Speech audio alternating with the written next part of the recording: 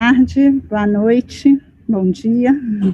Bem-vindos aqui ao canal do YouTube Good do Brasil morning, Cena good Aberta. afternoon, good Mais uma evening. This is atividade our do Brasil Cena YouTube Aberta, channel. Ato 2020. This is an activity of Brasil Essa Cena ação que nós Aberta estamos fazendo em 2020. 3 dias, This uma initiative ocupação do in Teatro Cacilda 3 Becker e uma days programação is an que tem occupation of espetáculos de Cacilda teatro, de Becker dança, Theater encontros with profissionais, apresentação de novos spectacles of projetos dance, e uma série de presentations of new painéis e projects, and a encontros para algumas number of reflexões panels bastante and atuais aí para roundtables o for momento que a current gente está vivendo. reflections. Painel de The hoje sobre experiences we're having advocacy para as today. artes. Today we'll talk about Eu advocacy tenho o for the prazer arts. de receber I have pessoas a big bastante pleasure queridas com as quais a gente to vem see conversando dear e friends discutindo with whom sobre we've advocacy been aqui no talking Brasil. about Eu vou advocacy deixar for the a arts in queridíssima Brazil. Cláudia Toni, que vai mediar essa So mesa, I will falar now give pouco the mais floor sobre to esse Claudia projeto. Toni, our É uma mediator for this parceria roundtable. entre She'll o be Brasil talking Cena about the Aberta, projects. This is a juntamente com a partnership Braus, que between Brasil impacta Cena Aberta, advocacia. and E nós estamos Impacta aqui hoje Advocacia. tendo o prazer de So that's lançar why we've met here to curso, launch programa, a na program verdade, que vai começar a ser desenvolvido a that partir will do be mês de março e developed abril, as of e com o March objetivo and de dar uma April next continuidade year. para que a gente monte uma And our coalizão goal is pela to cultura, que eu set acho que no up a momento nós estamos coalition precisando for muitíssimo no culture, Brasil, nos unir which we em defesa dearly de causas need bastante today in fundamentais Brazil. e We have essenciais to para a cultura. gather to Hoje nós advocate vamos ter o for prazer de escutar essential and pessoas de outras vital áreas aqui no causes. Brasil Today que we will têm be listening usado a to people ferramenta from do different advocacy areas who have been com using this bastante tool of sucesso, com advocacy bastante quite êxito. successfully, Então, para que possa nos so inspirar como that modelo aí para a they gente will usar na nossa área inspire também. us and E os teach grandes us parceiros a dessa model that we may empreitada use in our também, own initiatives. Americans for the Arts, que é uma We instituição sobre a also qual a have the Cláudia vai falar participation também, of explicar America melhor. for the Arts. Vocês me Claudia will desculpem, eu be estou de talking máscara, eu about estou that. aqui I no Teatro apologize for using this Cacilda mask, Becker, but nós I'm estamos in the todo mundo aqui theater, trabalhando in esses 3 Cacilda dias, Becker Theater. todos de máscaras, So então estou we're falando all aqui, a máscara caindo wearing um pouco, me masks desculpem. here, and I Mas então a Cláudia apologize vai for that. apresentar. But so Estamos com now duas I'll give pessoas the muito floor to próximas e Claudia queridas do Toni. Americans for We the have Arts, que também very nos dão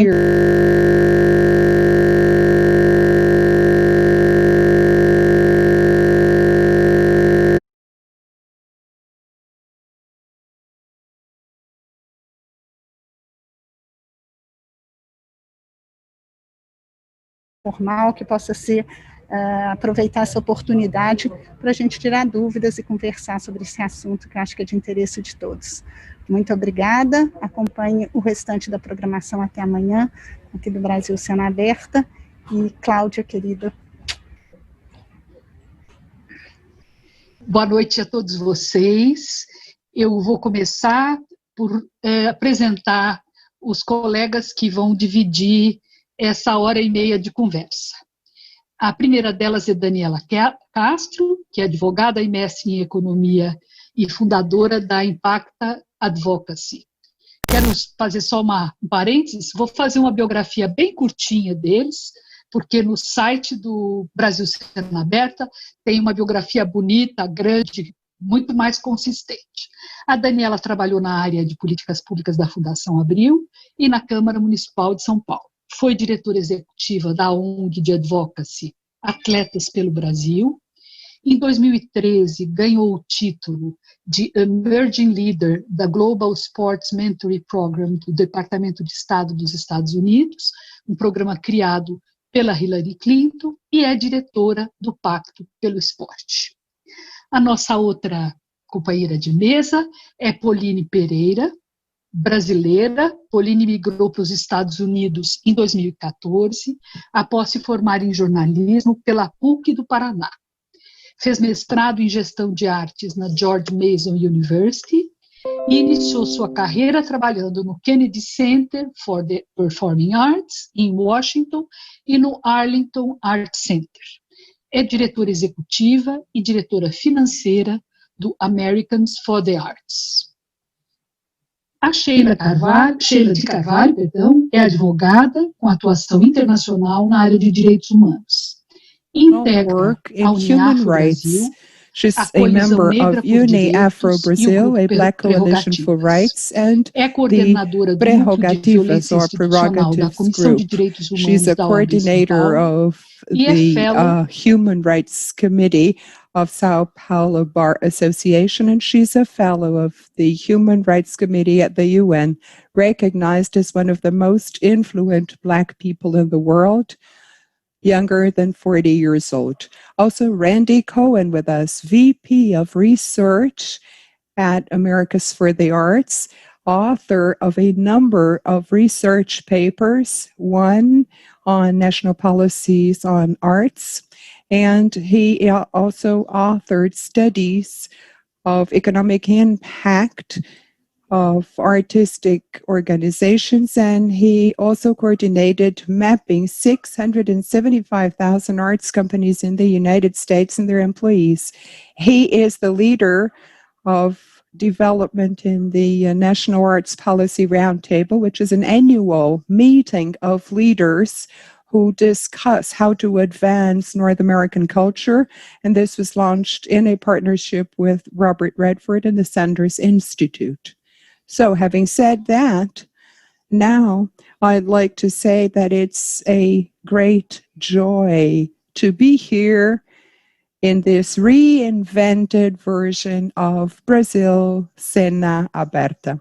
Congratulations to all of you for being so brave, for working so hard, and for mobilizing all of this energy to set up this festival.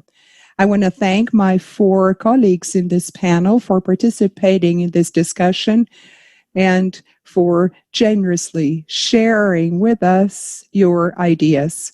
Let me especially thank Andrea Caruso for the great idea of including this topic in this year's Brasil Cena Aberta. Our plan for tonight will be to talk about advocacy and launch an educational program on this topic that will take place in 2021. Well, at the beginning of the pandemic, a few professionals of the arts decided to take a different approach in Brazilian culture. We had informal conversations, sometimes painful conversations, sometimes we had fun, sometimes there was a mix. And many of us provided opinions. We wanted to find means to advocate for the arts and culture in institutional spaces, as well as talking with our communities. We knew it was important to gather more colleagues, institutions, and opinion makers. Brazil does not have great propensity for cultural associations, and this has always been a reason for concern, because it may indicate we are not prepared to transform rights into broader struggles that can associate and gather people in our segment. However, 2 facts strengthened our discussions. The first fact was a movement that ended in the enactment of Aldir Blanc Act, uniting Brazilian artists and showing it was possible to bring voices together, although they might be dissenting voices. And then the launch of Rent by the U.S. Consulate for programs that worked with bilateral cooperation. We decided that this was an opportunity to begin to unite our efforts. So ABRASC, the Brazilian Association of Social Organizations for Culture, liked the idea. And so they decided to promote an education program in advocacy for the arts and culture. Other partners joined. First, an NGO named Americas for the Arts, a pioneer and champion institution in advocacy for the arts in the United States. Founded 60 years ago, it brings together leadership and experience to advocate for the arts, facing different economic segments.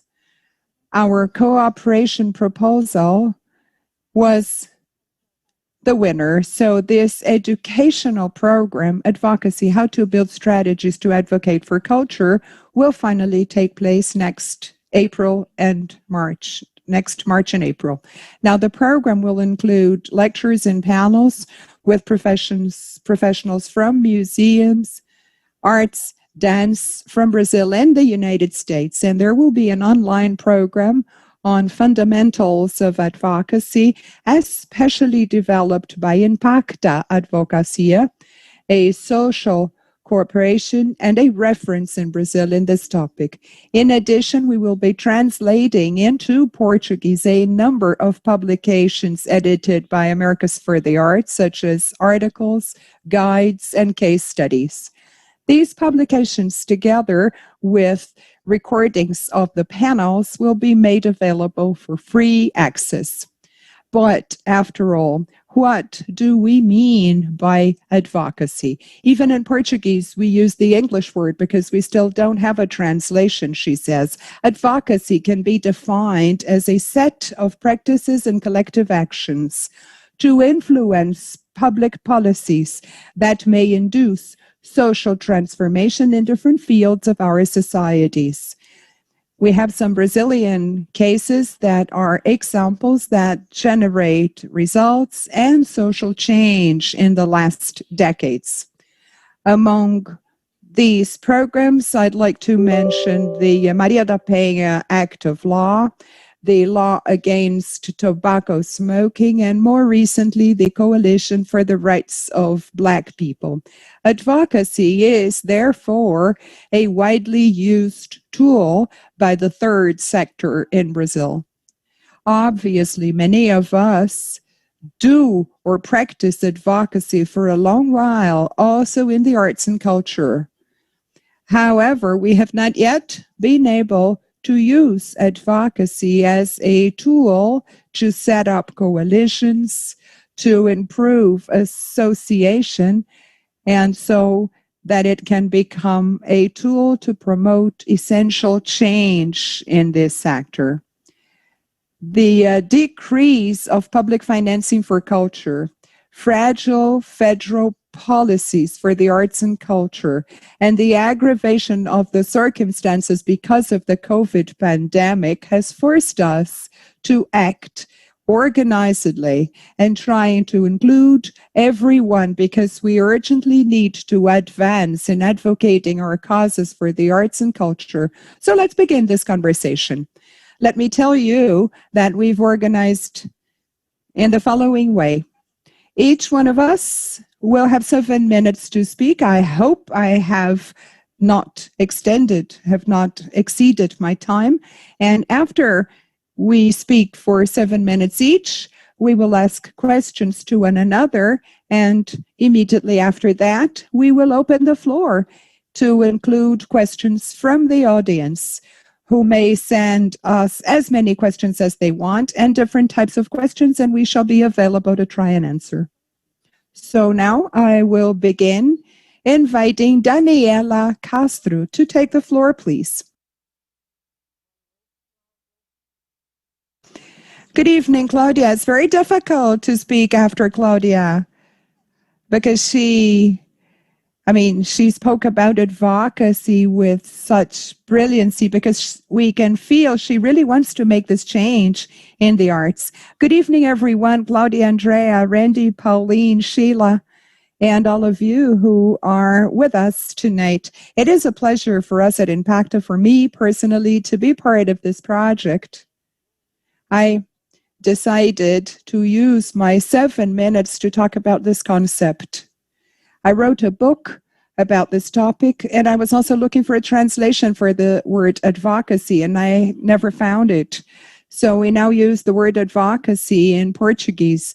The civil society uses that. So today, to open our discussion, I'd like to discuss about this concept and the tools of advocacy and how it may help groups and causes to bring about complex and unpredictable change many times change that takes a very long time. Now, my experience, as Claudia mentioned, I worked in the private sector, and I also worked with the government in the legislative and executive branches of government. But my project, my career, I built them in civil society organizations working on topics connected to human rights and other causes of public interest. So everything I know and all the strategies that I know to implement change, I learned in practice. And the reason why we are together here in this panel as we think about Brazil is that we want change for Brazil. And the first thing to bring about change is to organize ourselves. The Brazilian civil society is already practicing advocacy. If we think back on Luiz Gama and others who had strategies to bring about complex change using different tools, lobby, coalitions, campaigning. So we do that already, as the Brazilian civil society. But now we know that we need a plan so that really we can be together around a common agenda. And many times, even amongst us, we have to talk to each other more. It's difficult to do political advocacy. We need financing, and duplicity in advocacy is something unacceptable. So the idea for us to bring together different people for advocacy is a key point. Now, how to do that? So to open this discussion with people who will be talking about practices, because you work directly to cause change in society, in the causes that you represent. So let me open the meeting talking about this concept. I'll share my screen. This is a brief presentation. This is only to introduce the topic. When we think about advocacy, we want change. What we want is change outside of us, a collective change. We want to change Brazil. We want to change the history. We want to change a city. We want to change a state. And the first thing we notice is that change is difficult, complex. I mean, we know what is wrong. But, many times we have proposals, but things just don't happen. In Brazil, the reason why we decided to go deeper and have a plan and method and organize, it's because the country's problems are structural problems. We already have legislation. The problem is that the law is not enforced. So we have a problem. We know, and we have a number of victories. We were able to approve the enactment of legislation that favors the civil society, but we have very little experience in making these policies be implemented. So we have structural issues in the country. We have problems of management. We have political problems, and these are the great obstacles for the development of Brazil, which requires reorganization and more qualified participation. Many times we need more action at the executive branch because we already have the legislation. So how can we advocate for the executive to implement, to enforce? Because we have a system that you have a change in the administration, a change of ministers, a change of secretaries, and public policies do not continue. So that's related to politics, really. But decisions are made every day, with or without social participation. So we need to participate. We have to be there. So the first thing is that our advocacy has to be long-term. Sometimes we say, well, but nothing will change. And this is a lie. Things change all the time. We have a number of acts of law that have been approved, but we have to be playing the game. We have to be there. Today, decisions are being made. So politics have to be closer to us, or we have to be closer, and we have to understand that a society that does not participate politically will be ruled by those who participate. And as we think about change and advocacy, many times we need scale for change, and that requires broader planning. I always say there are two ways to bring about social impact, to change the reality. Either you do direct action with people, so that's, many organizations that we know work with children, with people who are in desperate need, and that's emergency and extremely important for people who do not know what to eat tomorrow. And that brings a lot of social technology. For example, the homemade hydration solution. But many times this is expensive to have this direct action. Now, the other type of action, and this is the concept that we are discussing here, is advocacy. So many organizations that we know that try to make change, they are advocacy organizations. The difference concerning advocacy is when we analyze the problem we have in Brazil, we have to see the root cause to try to avoid working in a limited way. That's why we have to see what are the structural problems behind all the social, political, and economic problems we face. And then working in the root cause and less in the symptoms, we have an expanded scale of the results, a long-term work. It's not going to be overnight. I told those who are beginning, you cannot get discouraged. Along the process, we have small victory. If we work in advocacy, we have to say is that we'll never get to the end, but we do in terms of changes, but it's a long-term project. But when the changes take place, they have a lasting effect. Just to summarize the introduction, in my view, advocacy is not a lobby. It's a strategy that will bring behavioral, political, and systemic changes. And we use several tools: lobby, communication, campaign, coalition, research, and private agreements. Many times we want behavioral change. For example, if we remember the anti-smoking campaign, it started with a report, a research that said cigarettes are bad for our health. And then they launched a campaign. Obviously, there was a lobby, but not always. Sometimes it's a behavioral change that we want. Sometimes it's a political change, and then we have lobby. Sometimes the private sector can self-regulate itself and change its history more than the government. The idea of structuring ourselves is that we want change, but what change do we want? With the advocacy plans, we start this. Let's study this problem. What's causing it? What are the actors? Who makes decisions? What do they have in mind? What are the political forces related to that? And then only after that, we structure ourselves to find out if it's a change in the laws, in the executive. Is it a campaign? Do we need a campaign? What about coalition? Can we establish one? In an advocacy strategy, we have all of these actions, but sometimes people think it's only lobby. And my research in the literature, we see it's a strategy with planned actions to really implement it. And there are some points, I'm not going deep into these topics, but we know we need some things, to happen. For example, political commitment.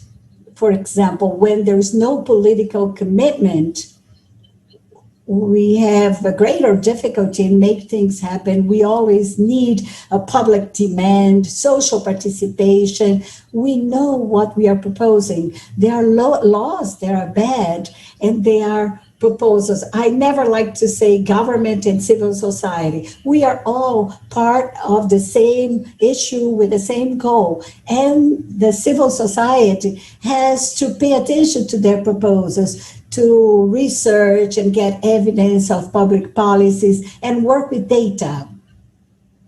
And talk to the government.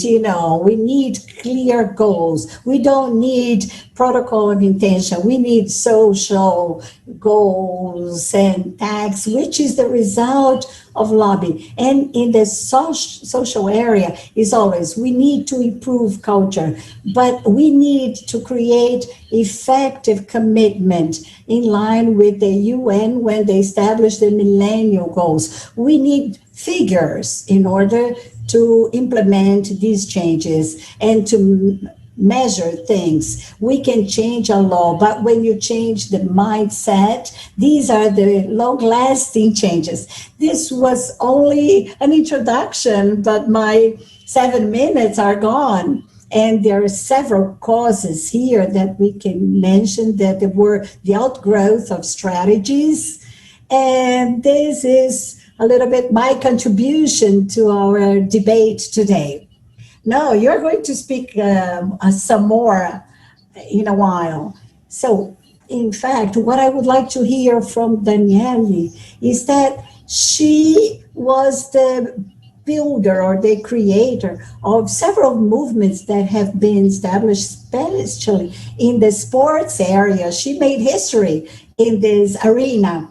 And said there are many that practice advocacy based on this structure that she set up. And now I would like to invite Pauline to start telling us about the extraordinary experience that has been in existence for 60 years, has been able to build in a country which is different from us because they don't have any Ministry of Culture, Department of Culture. The impact has to be effective on a greater number of actors. Pauline, you have the floor. Just to clarify, I think Randy was about to begin. Sorry, yes, that's we agreed upon. No, that's okay. Randy, the floor. Thank you, Claudia. And it's so great to be with everyone again. I was with you all there in Sao Paulo about 2.5 years ago, and where we began a lot of the advocacy conversations. And it was a very exciting time, and it was just such a beautiful visit, and we look forward to doing that again, hopefully sometime. So Americans for the Arts, yes, 60 years we have been, we work to advance all the arts. Sometimes we say all the arts for all the people. So it's visual arts, it's museums, it's performing arts. We want to make sure everyone in our country has the opportunity to participate, to attend, to make sure every child receives a quality arts education. And advocacy has been part of that since the beginning. In 1965, the United States established the National Endowment for the Arts, which is our federal arts funding agency. That was Americans for the Arts leading the charge and making sure that every state and every community has a local arts agency. So this is what we do and have for a long time.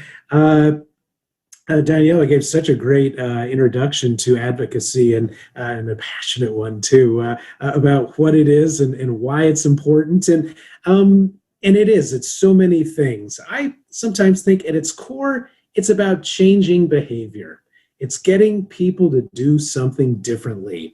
It's getting an elected leader to vote differently, to appropriate dollars for the arts. It's getting arts audiences to attend or experience the arts, not just in Symphony Hall, but maybe in a park. It's getting our arts organizations to remember diversity, equity, inclusion, and serving their whole community. So it's absolutely right. It's not just government shaking hands and that type of thing. And so how do you advocate? We got a great opening for it, and how do we do it? And I thought Daniela really hit the point hard.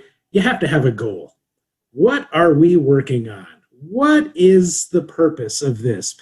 And that can sound pretty easy. Oh, this is easy. We all want more funding for the arts or something. But then somebody may want more funding for performing arts, or they may want more of that money for education, or they may want, are we focusing enough? There's too much going to the big institutions. What about the small ones? So there's a big process and a big conversation, and that's why this is exciting, because we're all together here. And sometimes that is half the effort, to agree on our purpose. We have something called the Cultural Advocacy Group, and there's about 85 organizations that serve museums, theaters, operas, zoos, the whole gambit. And we try to get one set of asks. We try to get on message. And it's not always easy, but that's just the key. So, all right, how do you advocate? What do we do? You're going to leave today in another hour inspired. Well, what's the first thing? We're in the relationship business. This is what we do. We're all advocates. And we're advocating from the day we're born. You know who the best advocates are? Go to the hospital, to the maternity ward, and listen to those babies. They're howling because they're hungry. You know what? The message has been delivered and received. So we're maybe slightly more sophisticated at this point, but I hope someday as effective. I sometimes think of advocacy in the form of 3 questions. Now, you could go to the library and find a whole room on how to lobby and how to advocate, but think of it as 3 questions. What's the message? Who gets the message? And who delivers the message? So what's the message? Arts inspire us. They are part of our humanity. Arts are food for the soul. It's part of a healthy person and a healthy community. I'm also here to say that doesn't convince many of our government leaders to increase arts funding. Why? Because they care about jobs, the economy, and education, and healthcare. So we connect. We also talk about how the arts are an $878 billion industry in the United States, supports 5.1 million jobs. We talk about how a young person with an education rich in the arts is performing better academically, better grades, lower dropout rates. When the arts are part of healthcare, we're healing faster, we're humanizing the healthcare experience. And I've got a whole list of messages on one-pagers. I'll pop some into the chat here shortly on, we need a full quiver of case-making arrows. I hope this works for the translator, but we need all the arrows. So, arts education, arts in the economy. We've got to be able to make that case, because question 2, who gets the message? And that's where we do our research. Who makes the decisions that affect us? Is it a board of directors? Is it a business leader? Is it a president, a senator? Somebody makes decisions that affect us. And who are they, and what do they care about? Do they care about, in the United States, if you had to pick one message, it would be jobs in the economy. Like it or not, it just always is the most effective. But somebody else may care about community well-being or youth at risk. Do your research, have the right message. The third question is, and obviously we'll get into more of this later, who delivers the message? Now, when Pauline and I go to the Capitol in Washington, D.C., and we meet with legislators and Congress people, they see us coming a mile away.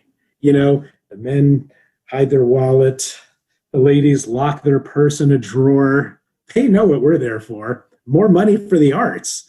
But what if we bring a business leader to talk about the arts? What if we bring the head of a hospital to talk about arts and healthcare, or a movie star to talk to get a picture and that type of thing. So I remember a story from a mayor of Mesa, Arizona, who was telling a story, and he said it was budget hearing night for the arts. And it was the mayor, and the city council, and then 60 people all lined up to talk about how important the arts are and why the city of Mesa should fund the arts. But he said, I noticed off to the side was our chief of police, which wasn't that unusual, except he was in full chief of police uniform, hat, necktie, medals, which was different. And after everyone else spoke, the chief of police asked for his 3 minutes. And he said, if you have to make a cut in the arts budget, I'd rather you took it out of my public safety budget. Because when the arts do their job, it makes my job easier. Who delivers the message? Can you imagine if every police chief had that to say? So well, we can talk more about that, but there are strategies to advocacy. And remember, it's about relationship building. It's about building a habit. It's about doing advocacy and getting to know people again and again and again. It's building a relationship. Now I'm going to pass to my fabulous colleague, Pauline, who's going to talk a little bit more about some of the work we do at Americans for the Arts.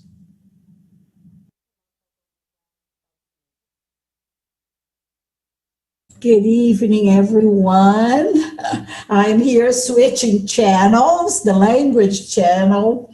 So sometimes, I'm going to remember a word and I won't remember the word in Portuguese, and I apologize for that. My name is Pauline, and I work with Randy. It's a great pleasure to work with him.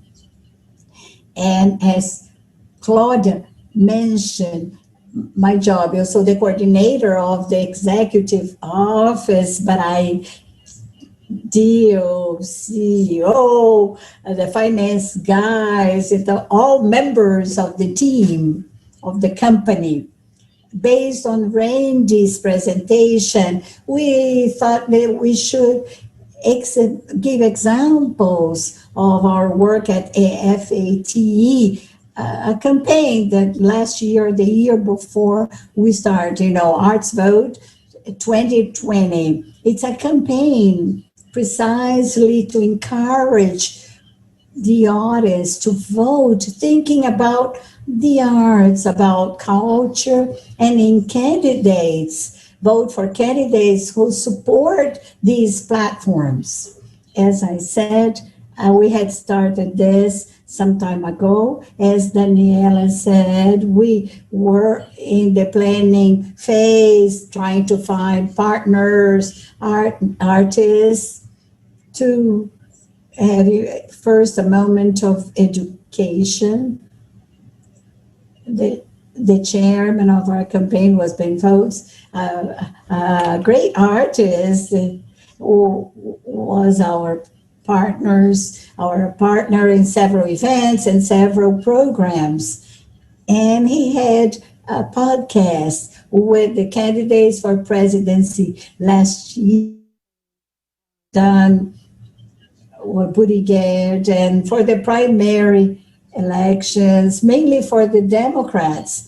And after this educational moment, let's put it that way, with having a highly influential voice, interviewing the candidates for presidency. At the beginning of this year, we had several plans for several events for the Democrat and Republican parties. We planned to be there in person in the rallies, but then the pandemic started and we couldn't participate in the in-person activities. But it hasn't changed our strategy in a proportion even greater than we imagined. I'm going to share with you my screen. So here you can see our homepage of Arts Vote 2020. Now, this campaign, it is important to notice that this campaign was prepared by Americans for the Arts Action Fund. So we are a sister organization, but we have a different taxpayer code. So this organization can conduct political campaigns and political organizations. So with that, we had more flexibility. And we talked to different artists who are already partners of Americans for the Arts, and we were lucky enough to participate with Chaplain Perry. He is a street artist and a graphic designer responsible for Obey Giant.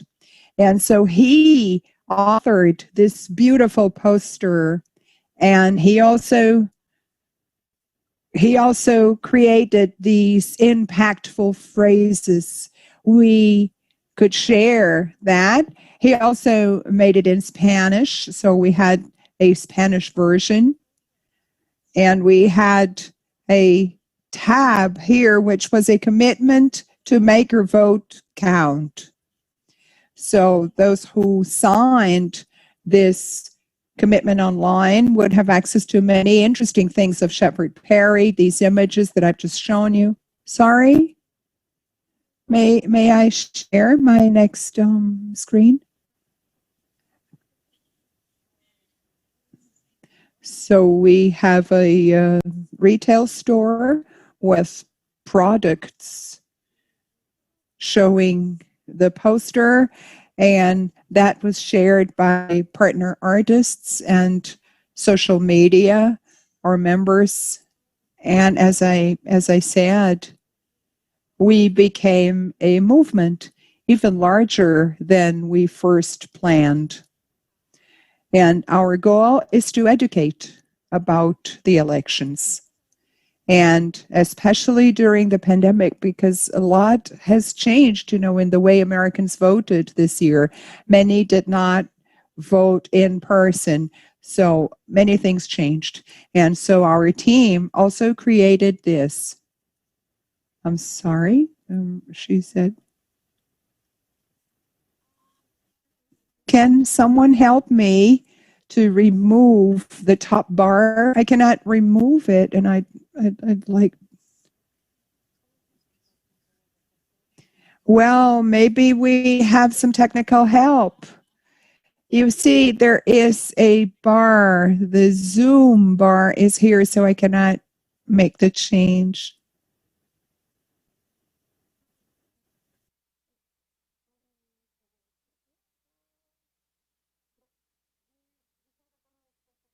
Now, so somehow I can show that. So in each state of the country, we built a specific page talking about the rules, step by step for a citizen to go vote successfully so that his vote or her vote would count. Based on this, people engaged in social media and also engaged with the artists that were participating. Now, this is our Twitter fund, and closer to the elections, we had the privilege of having some artists sharing our messages over Twitter and encouraging people from different backgrounds and from different segments to go vote,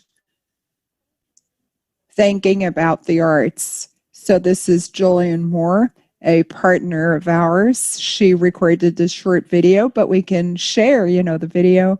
And it was, as Randy mentioned, she was the right person to convey the right message.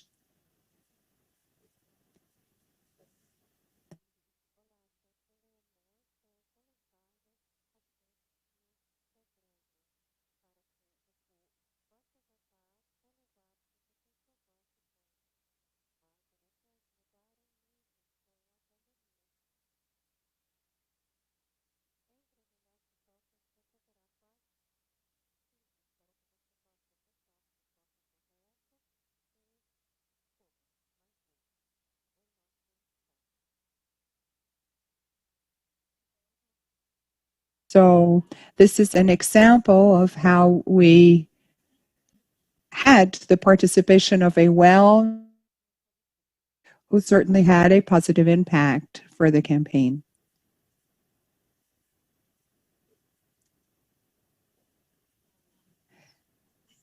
Now this, I'm sorry, but okay, so the beginning of the campaign was based on this plan, so a well-framed plan. Then we had the support of artists who conveyed our messages in a way that other people would not do so well.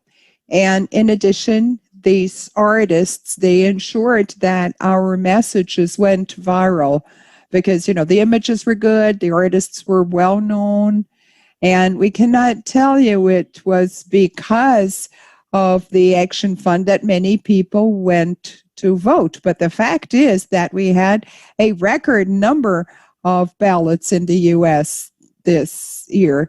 But somehow we know that our campaign also had an influence, so it was one more grain of sand to help people leave their homes and go vote. But so, very politely and providing information and education. Pauline, I know that we'll have time for questions, but I just wanted to ask, when you showed the state page, did you mention the candidates? I mean, for example, the candidates for the Senate, because this was the election for president and senators, right? So did you mention the name of the senator that was more pro-arts? Well, in fact, we can campaign. We can make an educational campaign about the elections, but we cannot verbally say, vote such and such candidate. No, we never said that. But we have, what we call the arts report card, which is like, a bulletin with grades. So that's where we grade congressmen and senators and show people how they voted pro or against legislation to favor the arts. And so you can say this candidate has a nice score, so because he supports the arts, and this one does not support the arts, and now you make your choice. So, and yes, well, that's enough, right, for people to understand. Yes, that's enough. Now let me invite Sheila to join us, because Sheila Sheila's going to have a very important role tonight, because she's going to tell us, because she feels every day, she feels what advocacy can do. Why? Because she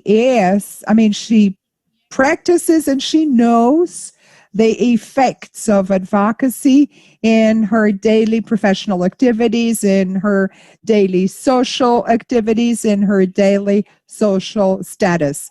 So she will enrich this discussion, because we are not yet experts in practicing advocacy. So let's hear from Sheila. What has advocacy meant in some of the projects where Sheila has acted? Thank you, Claudia. Thank you for the nice introduction, so enthusiastic.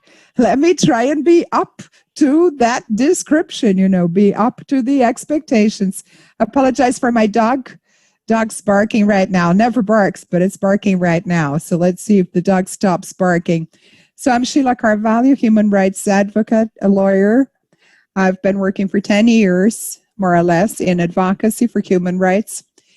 And I've had multiple experiences. Today, my focus is advocacy for Black organizations and Black movement in the anti-racist struggle. So trying to go against public policies that are killing Black people. And in these articulations, one of the things we are doing is the Black Coalition for Rights. This is a national coalition. with more than 170 organizations and Black people's movements all over the country. So we have organizations coming from different segments, different political positions. So we have a lot of diversity in terms of agenda, but we are together because we share a common goal, which is to resist against the genocide of Black people. To me, advocacy is a collective project. There is no isolated advocacy. There is no isolated advocacy without including a broad group of people. So at least this is my experience. But more than a broad group of people, we need a group of people and actions, diverse actions, because sometimes we fall into a mistake saying that advocacy is a lobby. Why do you use the word advocacy? You're doing lobbying. And lobby has been regulated. Well, yes, I also do lobby, but lobby is part of my advocacy strategy. Advocacy is a strategy that will be using different fronts of action. Advocacy uses different forms of influence, tools, and spaces to discuss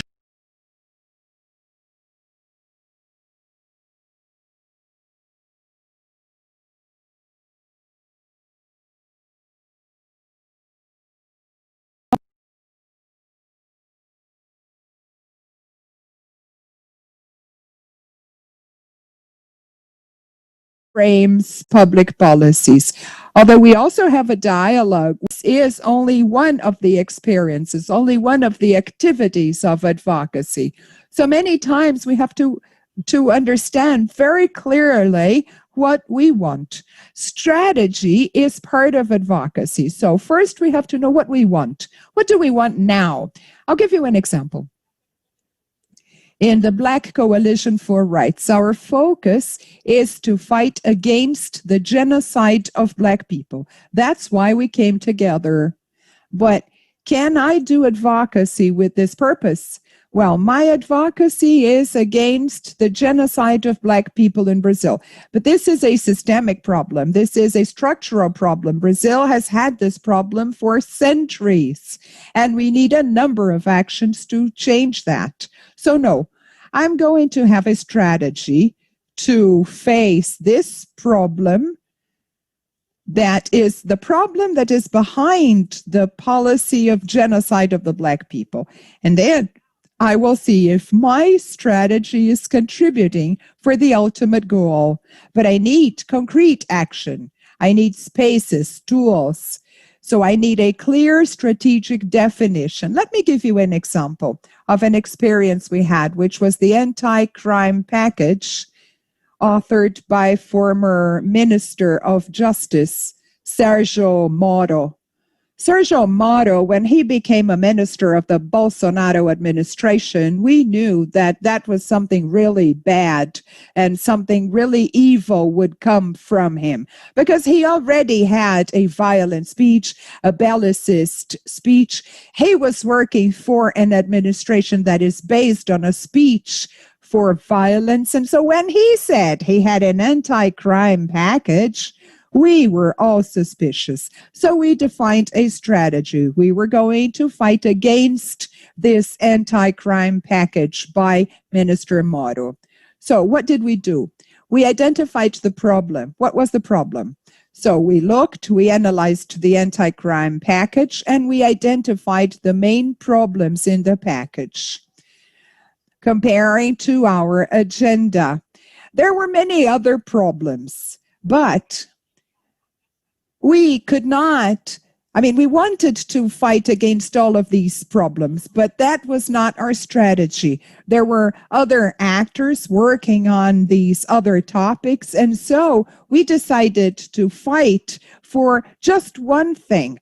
So our focus was on a detail that would be a license for a policeman to kill. That is, if policemen killed at work that would not be considered a crime. So we decided to focus on this. We were against the whole anti-crime package, but we had this goal, which was to ban the license to kill.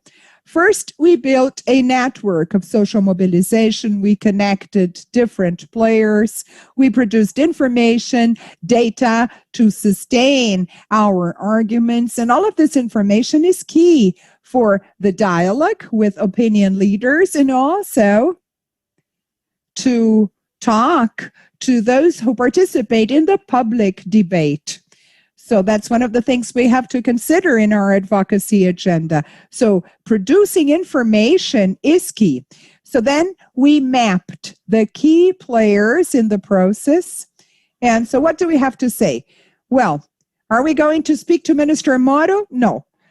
But we can talk to a congressman who is a leader in the work group who was going to analyze the bill of law. All right, let's talk to him. And also a journalist is a key player because this journalist is making criticism against that package, or a vehicle, a newspaper, another researcher, or an influencer of the internet is someone important who will also help us influence the public debate. In addition, we defined our actions. That package came from the executive branch and it was discussed in Congress. Do we have access to the legislative branch? Well, we don't have access to the executive branch, but we had access to some congressmen. So then we decided to use these channels and try to involve more people. Advocacy is always an attempt to build a wave, that is to gain momentum and add more people to that project. Great. So then the National Congress and the executive branch will be sufficient to solve my problem? Maybe. But what if I add pressure? So that's when we decided to discuss that at the United Nations and at the Inter-American Human Rights Committee, which is our regional body to protect human rights. So that began to create more pressure on congressmen as they could see more people were involved. So the denouncement brought visibility. And then when we began to see the responses by, international bodies on our petitions. So broadening the support base can be a good strategy. I'm talking about a scenario where we work with institutions. So we can also talk to the legal system, talk to promoters, talk to prosecutors, talk to general attorney. Talk to the players who take care of the justice or judiciary system. And what about the church or other religious organizations? What about community organizations or associations and other people we know? So, we cannot focus only on institutions or only on decision makers. We have to broaden our perspective. And this is key when we define a strategy for the strategy to be successful. We also did a lot of communication. We exercised pressure on mass media, television, newspapers. We wrote articles to exercise more pressure. We had a branding. I love this idea of having a brand. So something that really identifies your advocacy campaign. Ours was very specific. Against the license to kill, against the license to kill. And we kept insisting on that because we could say, well, we are against Article 157 of the new anti-crime package. Who understands that? No, our message has to be easily communicated. And that's what we do, when we do advocacy. And in the end, our strategy was successful because this item was not approved. Well, but the whole package was approved with many other terrible measures. They were approved, but we continue to fight. We continue to resist. It may take many years, but we're talking about agendas that will last a long time. So you have revolving doors of public policies. You go one step forward, one step backwards. Maybe it's not the right timing, and then maybe something happens and it was unexpected. And then again, that topic comes to the fore. So we cannot let it go. We always have to, continue in the strategy, because one day we may be successful, and we have to be, prepared to immediately conduct an action when we see an opportunity. This is an experience of building something. I listened to you. It was fantastic. The institutionality and an advocacy action could be geared to that. It's very important to fight for the representativeness, not only ours. And we know how important it is when we talk about the race, but the representativeness of our ideas, of our agenda, and working the selection process. Who is going to represent us? And also an important idea, especially the movement, the Afro-Brazil. It's a movement of peripheral networks that was the victory of our Quilombo Periférico for the City Council of São Paulo. It was an advocacy process defining the shape, calling all the peripheral collective institutions, the Black movement, to create a single slate for the purpose to decentralize, the action. It was a tight victory, but many times we are talking about agendas that are counter the majority of the voters. And that's what we deal with in culture and arts. Those who want to invest in arts and culture. And we as a Brazilian society, we are leading a sad life, but we keep insisting in pushing the agenda. Although our advocacy agenda has this specific purpose of changing specific things, we are talking about something much bigger as a society. When we have the specific actions, we are disputing the society in a broader way, taking our perspective of world for the public as a whole. So it's very important to develop that in a strategic and collective manner. I think, I exceeded my time. You did, but you said in the beginning that what you were about to say was not interesting, but that's not what we saw. It was very interesting. And Daniela suggested your name and made us go to you. And I also heard that Sueli Carneiro also suggested my name. No, there's no way. I cannot say no. I cannot reject the invitation. If Sueli said that, I have to accept. I think that now, unless somebody has a very important question to each one of the panelists, we can check it out and see if the audience has sent any question. Daniela is going to tell me that.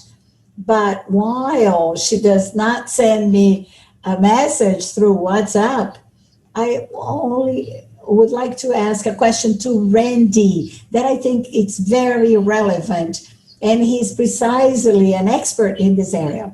What is the weight we have having research and work and indicators? Let's make it clear here.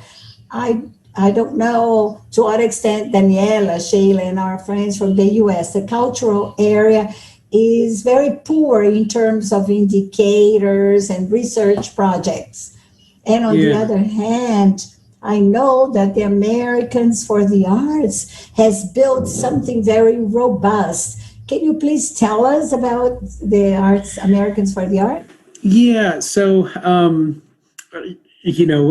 Pauline showed our beautiful Arts Vote 2020 campaign with graphics and artwork, original artwork, and celebrities and leaders, and every state has its own research page, and it can be a little intimidating.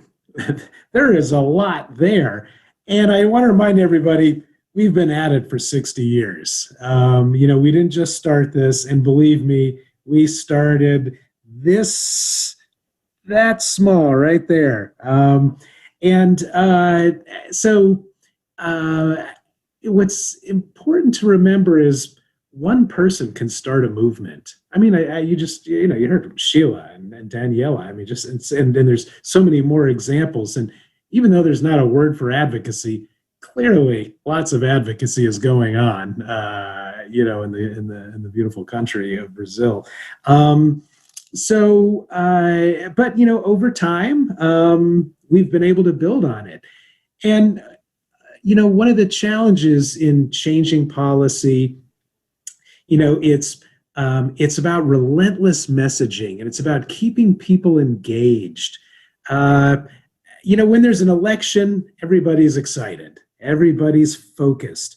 But, in 6 months, that election will have been a long time ago, and we'll be on to some other problems. And so one of the challenges to get all those people engaged is you got to reach them all the time, whether it's through an email, or we have something called the Arts Action Fund.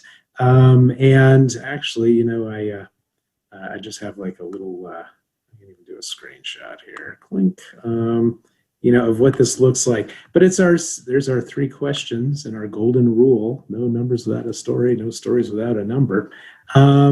But the Arts Action Fund, and this is the way we mobilize our citizen army, because it comes down to individuals taking action. One thing every elected member of Congress wants is to get reelected.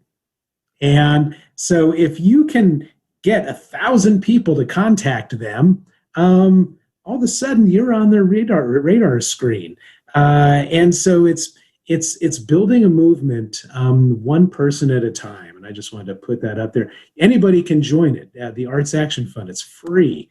And it's a way we keep everybody mobilized.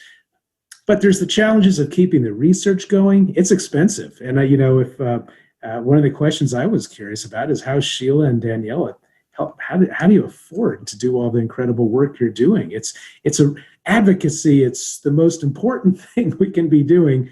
It's the hardest thing to pay for, and it takes its relentlessness. And it comes down to me as an individual every day doing just a little bit of something, the habit of advocacy.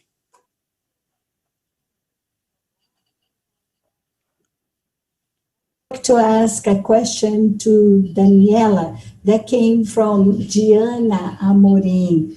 Daniela, she was part of a coalition for sports, which is a national sports, but the question anyway is excellent. She's asking you, what examples of advocacy campaign?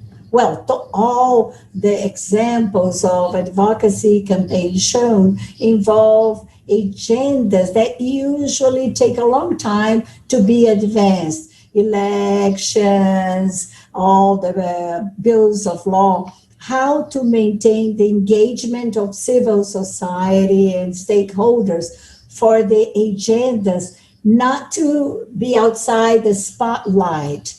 I think Daniela can begin, and perhaps Sheila can help her later on. Well, I think this is a good question. And I think that Sheila mentioned there are some moments you have to profit from the opportunities that arise in the sports area. As the culture has some challenges, sometimes you don't have budget, you don't have data, and you have corruption issues in relation to high performance sports, and there is no policy of social impact. The sport took advantage of the way. First, there was a coalition. The athletes decided to start an initiative from several types of sports and to create an advocacy organization. When they invited me to be the director, Hai did that, a soccer player. He said, I want to put together an advocacy organization. I almost cried when he invited me. So to do that, we had to go through several moments to understand the problem. What are the proposals of the national sports? And what about the corruption? Do you have the violation of the athletes' arts, embezzlement of public funds? And then we had to establish several actions. Sheila mentioned that. We don't do a single thing. One focus was the public policy, and the other one was to fight corruption. In 2013, I don't know if you remember, there were a series of FIFA scandal. People were protesting, and there was a new wave or a new generation of people trying to change the politics in the sports, the causes that claim or demand political reforms. And at this point in time, the anti-corruption law was enacted in the sports area. So the idea is also to take advantage of these opportunities, and even the small victories have to be celebrated. This is a pathway, and many times when you have a plan, and Sheila mentioned that you have mapped out everybody, and you can quickly act. You surf on a wave, on a movement that's taking place in Brazil. This law, I remember that Socrates, another player, battled a lot in favor of this law. And the athletes thought that this law would never be enacted,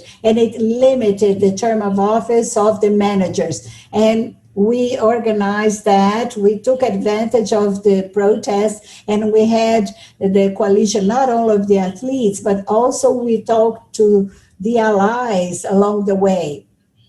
And the law restricts public funds for entities that are not transparent and do not have any term of office constraint. And there were some companies that said, we only want to participate in entities that are in line with this law. This was not in our plans. We had a 5-year advocacy plan. Many things were happening. And when you plan, you have results that may take a long time, but you can then move them beforehand.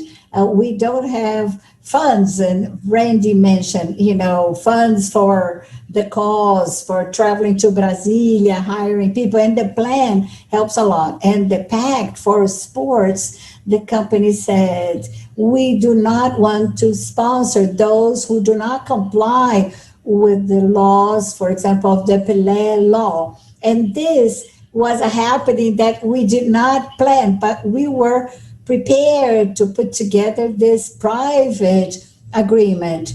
And that's what we have to do, to celebrate each step, and we have to celebrate at all times. By doing that, you're going to maintain a history that may take many years. What really matters is the path we take. But before giving the floor to Sheila, I would like to make 2 comments. One thing that Diana is asking, how can we do something faster? But I should say that the time elapsed strengthens people. They interact, they start building solidarity, support, they mobilize for a cause that's not theirs, but it's their partners. It's another cause from another coalition, but also merits help.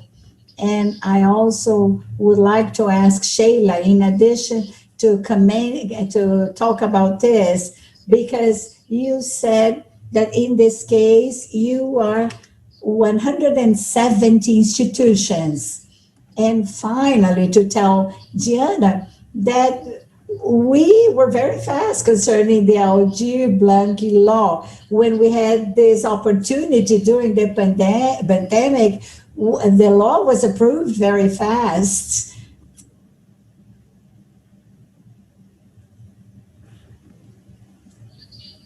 Sheila, the floor is yours. Well, I think is along the line of opportunities. We have no guarantee that we are going to maintain the focus on the agenda, to maintain visibility at all times, because sometimes we depend on some facts that are out of our control. We can decide to make this agenda taking place. There was a theme or a topic in my past experiences of advocacy. It was the search, the vexatious search. When we started talking about this, it was no problem. People didn't know that it existed. Nobody talked about this. They didn't even know. It's that vexatious search that family members undergo when they go visit the cons in the prison. And, many times they had to squatter and the agents would check or search intimate parts of the body, but nobody talked about this. Then we conducted a survey that showed that this search was inefficient. We are able to prove that the forbidden items that were entered the prison was not entered through the relatives. And then we tried to mobilize through emotion. We launched a national campaign against the vexatious search. I went to the prisons and I talked to family members and asked them to write letters explaining how this experience was. And they started writing the letters and we kept them. And then we mobilized some artists to read these letters. Denise Fraga, a famous actress, got one of these letters and read it. And we started, publicizing the videos. And this theme became a theme. It was not a theme before. It was very interesting because all of a sudden, everybody started talking about this topic. And then we were able to make the congressman to stop, this bill of law. And we almost obtained this in the federal sphere, but we obtained in some states, to stop the vexation search the way it was done. And then something unpredictable fact happened. Sometimes it helps us. What happened is we had the 2016. It was almost the goal, and then there was a tension in Congress. So this was in 2015. But sometimes the context helps, sometimes it gets in the way, and therefore we need to adjust ourselves. But it's possible to make a non-topic to become a topic and become an agenda. And then, Randy, if I could answer your question concerning the funds. These strategies are costly. We need investment, we need funding. The Black organizations and the Black movement, I don't know if you know or you may know, they are not priority for funding. They have a more precarious sustainability. They are more fragile organizations. We have fewer resources. That's why the coalition became so powerful. And so the organization donated a little bit. I have a lawyer, basic resources. If we take 300 here, 300 there, then we are able to buy an airplane ticket to Brasilia. And also the way you have to ask for funding when you have a more robust organization. Asking for a financing is a possibility. It's more attractive for those who invest in a more robust organization than a weaker organization. So already our success was that we did not have a direct financing for this action, but each one of the organizations involved donated some of the resources they have, and therefore we are able to have a strong political resistance. So I think that sometimes people do not donate money, but they donate their services. They give, hours of work and many things. People who were from the arts area made themselves available to create a video or arts and said, no, I have a contact with someone who knows somebody else that can record a video. And all of a sudden we had Chico Buarque, a very famous composer. And these connections are also resources. It's very important to have a broader view of what resources mean. Sometimes it's more than only money. Mm-hmm. I like a story that Randy usually tell us, and he could tell us, since we are in an art festival, and Robert Redford is an actor, and he tells how he can be so successful in Washington. Yes. Well, how does it go about? Yeah. Well, and Sheila, thank you for that. And what I think that's just some great examples of is everybody has something to contribute. Everybody can be on board here, and that's the beautiful thing.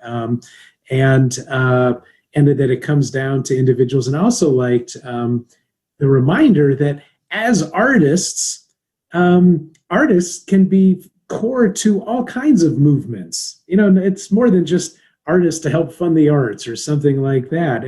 But I tell you, I work with communities, they advocate, and they go to city council, and they may get a bunch of people up there and they talk. And I'm like, where's your artists? Get your poet laureate to come and for his 3 minutes, read a poem, and then have, some students, do a performance. The arts are our greatest weapon, but they're kind of our secret weapon too. And the example Claudia is referring to is just that kind of example. 10 years ago, during the Great Recession, not this year's recession, but the 10 years ago recession, arts funding was down, the economy was down. The Congress in the United States was developing a stimulus package, and they were including $50 million for artists, which we had been pushing for. And we used that Arts Action Fund that I showed you the picture of earlier. They sent 85,000 emails and phone calls and communiques to Congress. Because it's a numbers game, people. It's a numbers game. The more numbers you can send, the more powerful your movement.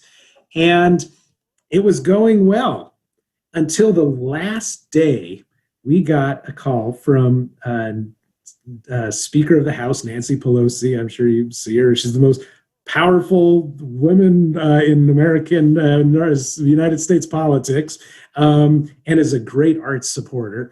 But her chief of staff called us and said, President Obama traded you out for 2 other issues. And tonight, the leadership's getting together to make the final decisions. So right now, you're at this, 0. We thought, after all that work.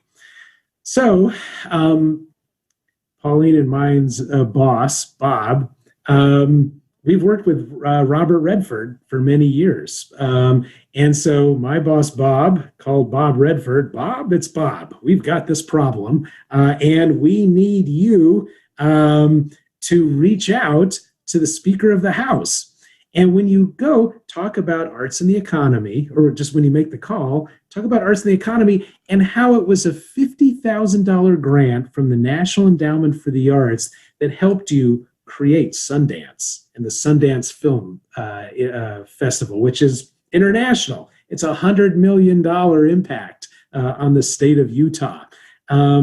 So he took his notes and he called up the Speaker of the House, who happens to be a Robert Redford fan. Hey, who's not? And he talked to her and he gave his talking points. And 10 minutes later, conversation over, the $50 million is back in. So remember my 3 questions? What's the message? Who gets the message? Who delivers the message? Well, there you go. The message was arts and the economy. Who gets it? The most powerful woman in the House of Representatives. And who delivered it? Somebody everybody loves, Robert Redford.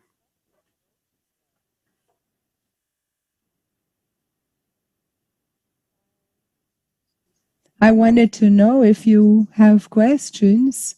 I mean, if you wanted to know more from each one of the speakers, because I told you would be able to ask questions to each other, but then we skipped that. Only I asked. So maybe I'll open the floor now to see if you would like to ask questions. Because, in fact, I was a bit not intrigued, but I was thinking about it. I was thinking about the question that Jenna asked. And because I'm the oldest in this panel, I'm 66 years old, and I've been working in culture since I was, 17, when I was already a trainee in museums, and my father was a musician, so the arts have always been in my life. So what I think is that we may even come out of focus, and so be in the shadows, or maybe our movement will become weaker. But what we cannot do in culture in Brazil is not to mobilize.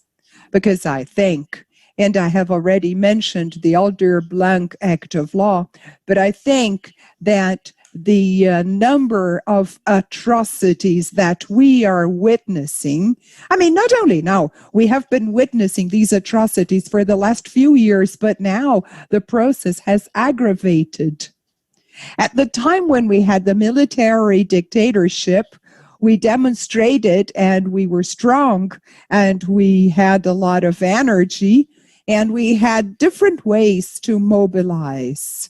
Although we were still small because, of course, we were under the military dictatorship. But now, Brazil is a democratic country. I mean, we do have a democratic constitution, and the constitution is a citizen protective constitution. So we can no longer postpone the beginning of our action to protect culture, because we are a very widespread movement. We are scattered all over the country. And so our causes, if you go back to the example of the Aldir Blanc Act of Law, we were able to have it approved because, well, it caused a big disaster and people were thrown into poverty and jobs were destroyed.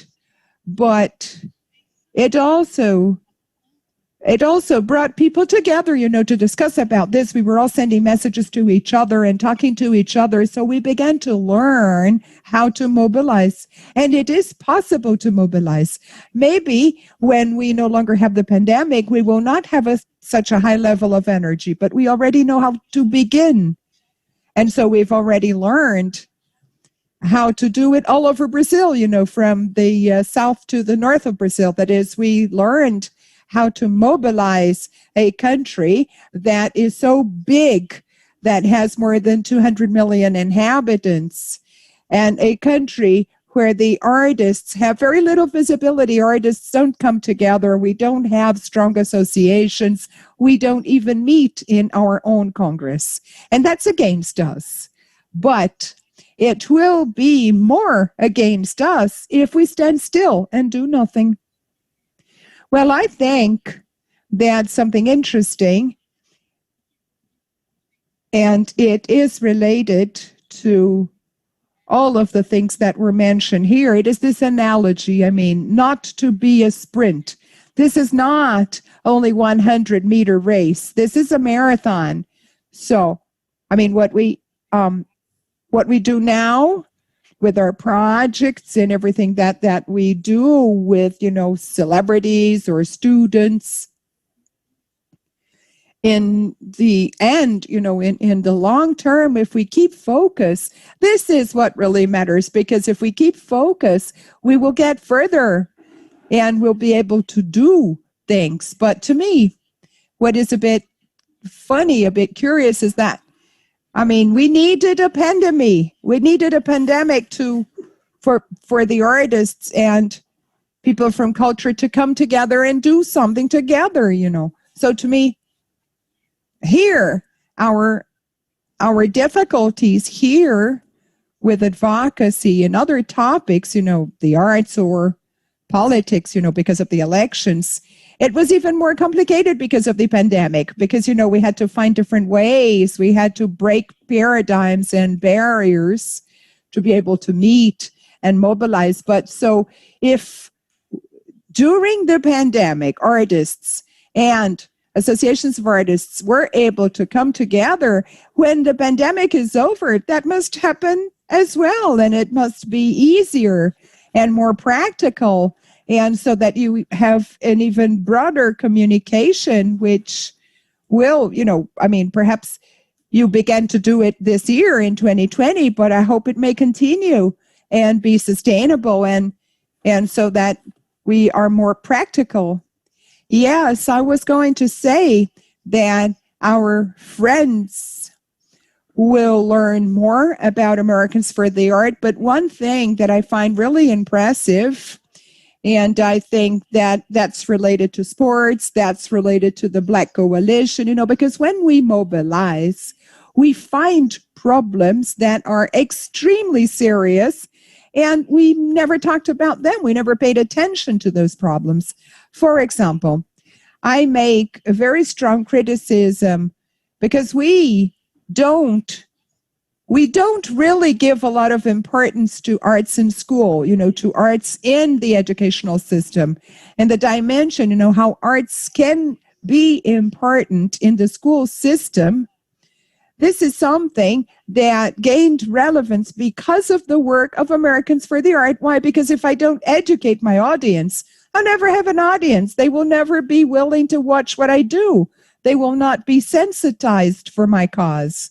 And so that's something, I may even be criticized by my peers in the cultural sector, but the fact is that we have left that behind.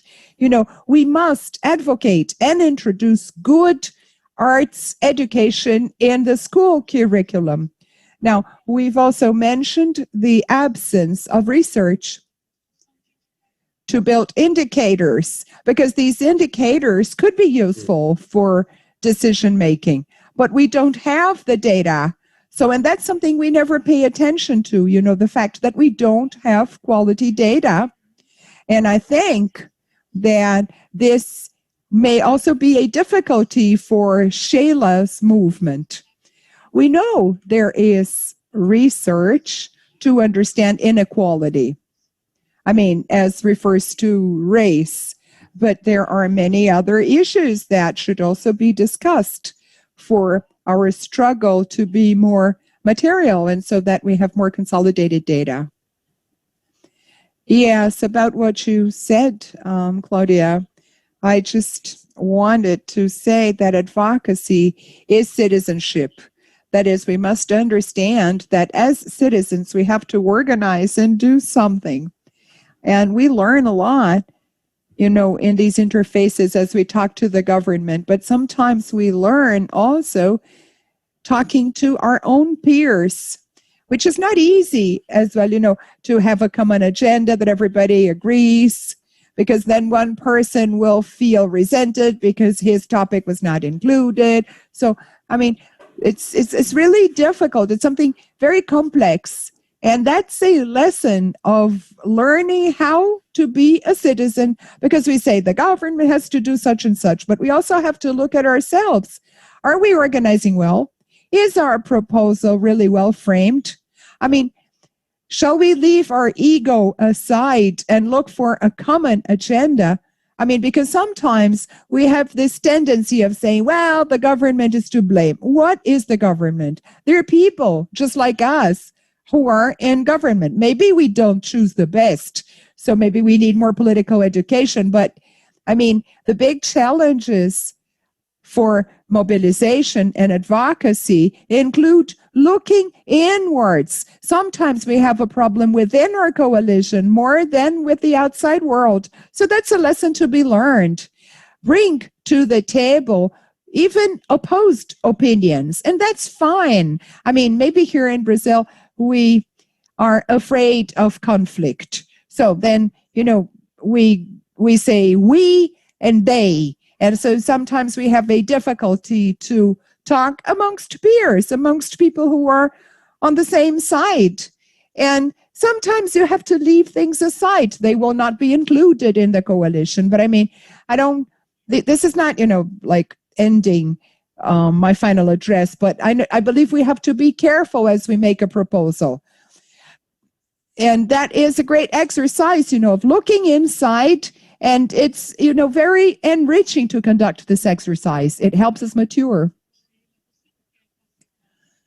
Sheila, do you have your final comments? Oh, well, no, I just want to say it's been a pleasure, and I've learned a lot. The collective construction is a lot of hard work. It involves a lot of patience, a lot of dialogue, a lot of giving in. The end result will probably not be what you aimed at in the beginning, but so then we have to know how to listen to people, and that's increasingly difficult. But I still insist on how necessary this is, being together, thinking together, acting together. So I hope that also in the arts you can do together, because that's extremely necessary, even more so now. But I keep faith that it is only through collective creation that we will attain change in our society. So let's go for it. Randy, do you have some final comments? Because next year, you're also coming here to speak a lot, right? I am, and I'm so looking forward to that. And I think this is just a great launching point for the next year, and really sets the stage. And there's so much talent and excellence and leadership, that you have, and just on this call, so I'm inspired. I mean, there were so many good nuggets here. I've been doing this for so long, and I was still taking notes. It was wonderful. And but just remember, I go back to what we said. We're in the people business, and people give money to people, not to projects. And we're about building relationships, and something we can do tomorrow, even without, maybe there isn't a whole plan yet, but go to your member of Congress, or go to your city council person, or somebody who needs to know more about the arts, and just tell them about the work you're doing. As artists, it's just such powerful work. And remember, no numbers without a story, no story without a number. We're in the arts. We're full of stories. It sounds like there's some work to be done on the research, and that takes a while. But there's you can get the university scholars involved. What are the pressing issues, and how do the arts address those, whether it's racial issues or economic issues, and just go and make a place at the table for yourself. And look forward to being back with everybody, and Happy New Year, and stay well and stay healthy and stay out of the way of that virus.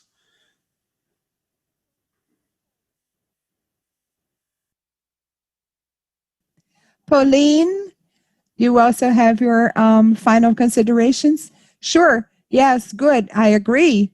I agree with Randy and Sheila. I'm also feeling more engaged and more inspired after hearing from you, from sports, from the Black movement, from all the things that you are doing. And it made me think about this parallel. I'm Brazilian and I'm living here, and I can see how things are moving here comparing to Brazil. Sometimes it's easy to say, but in the United States it's different. But I think that sometimes we despise Brazil a little bit, and we don't really deserve that. And I mean, what I see sometimes with all of this emotion and these crazy times of 2020, now is the time for Brazilians and artists and organizations. Now is the time when you really have to work hand in hand, arm to arm, to begin a process to conduct deeper research, to improve communications, to build a coalition. But the time is now, and it has to be now, not next year, because, we also postponed for many years, but it is now the time, and maybe this is a kickoff to make things happen. So as international partners, and I am so Brazilian that I feel proud to see and to know that we have everything we need to make it happen.